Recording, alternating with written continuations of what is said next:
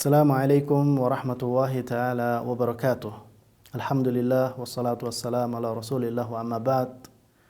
Segala puji bagi Allah subhanahu wa ta'ala, salawat dan salam semoga selalu tercurah kepada Rasul kita Muhammad sallallahu alaihi wasallam beserta keluarganya, sahabatnya, serta orang-orang yang selalu mengikuti sunnahnya hingga akhir zaman.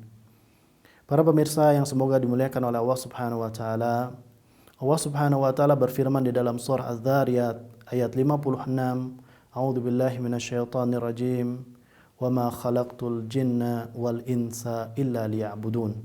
Dan aku tidak menciptakan jin dan manusia melainkan supaya mereka beribadah kepadaku. Di antara hikmah, tujuan dan diciptakannya jin dan manusia adalah untuk beribadah kepada Allah subhanahu wa ta'ala.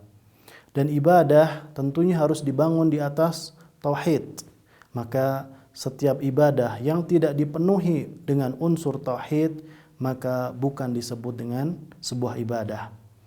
Kemudian sebagaimana para salaf menafsirkan firman Allah subhanahu wa ta'ala, illa liya'budun, kecuali atau melainkan supaya mereka beribadah kepadaku, yakni maknanya illa liyuwahhidun, yakni supaya mereka mentauhidkanku, mengesakanku.